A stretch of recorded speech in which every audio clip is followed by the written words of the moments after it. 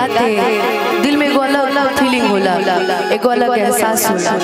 कि का कबो प्यारो ऐसा कबो कर सकेला कि ना जे काहे ना दे ऐसा होखेला। एगो लड़का कहता था कि सुनो कि दिल ना गई हाँ गई हाँ और भैरू जनिए हाँ कि अब जा जा जा जा भूला जाइएगा कि तोरा बिना दुनिया विरल लगे गोरी रे कि जियते शरीरिया बेजान लगे गोरी रे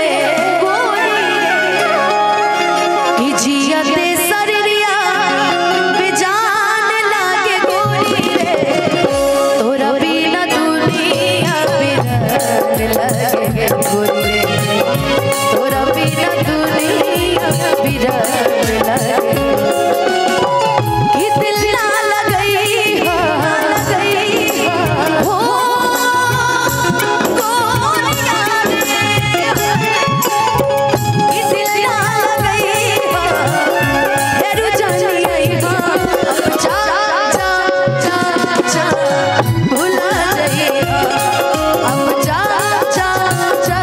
जा भूला जाए। आज वो दिन याद कर जब केहू से तू बहुत प्यार कर तब ओकरा के बात के एहसास कर। आज जब आदमी दूर चल जाला तब रोक का फायदा तो ओकरा के बात कह दिया कि सुनो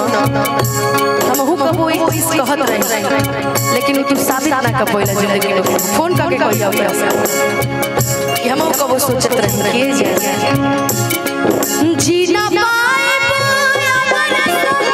छूट जाए तो से नहीं के बंधन जे छूट जाए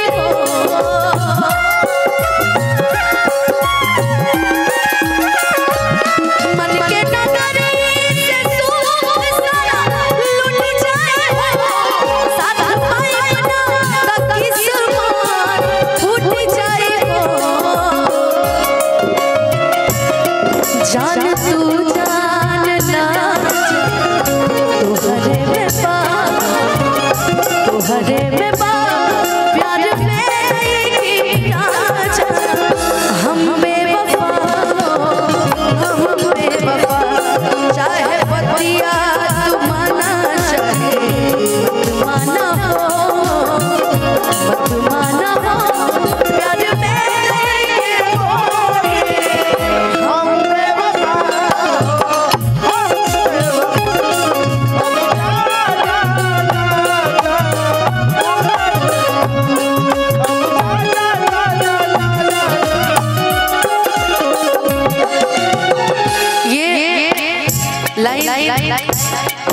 सटीक बैठी है आपके प्यार में जो कभी हुआ था अब नहीं चाहिए हो हमरा प्यार के बदला में बोला काजल पढ़ू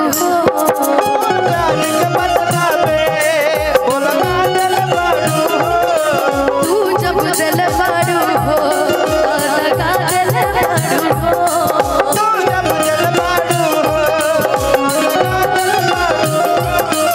पैसा दे के आज पूरा देखिए जायदाद ना हमारा नाम कर दिया जाए हो गया नाम में एगो गाड़ी नंबर यूपी 67 AL 2308 जेकर भी होके गाड़ी रोड पे लगल दरवाजे पे गाड़ी खड़ी है। अच्छा दरवाजे पे खड़ी जिसको जाना जा सकता है। मैं एंकरिंग भी अच्छा हो हमरा प्यार के बदला में बोला काजल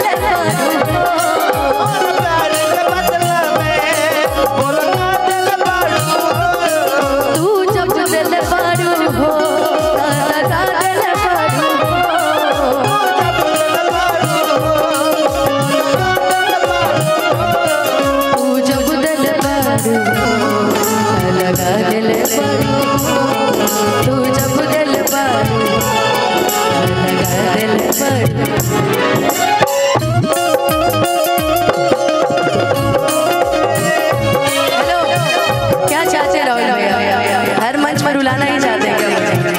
अविनाश जी ऐसा गाना कोई बजाएगा तो रोवाई तो आएगा,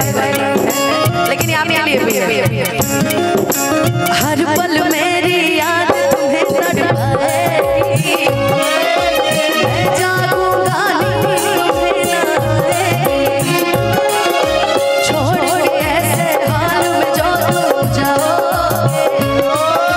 सच कहती हूँ जान बहुत पछताओगे। परदेसी मेरे यारा लौट के आना, मुझे याद रखना कहीं भूल न जाना। परदेसी जाना नहीं, मुझे छोड़ के परदेसी मेरे यारा, मुझे याद रखना कहीं भूल न जाना।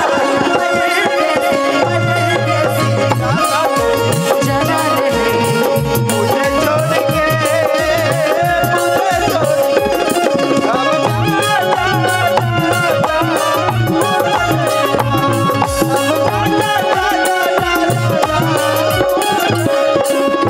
हो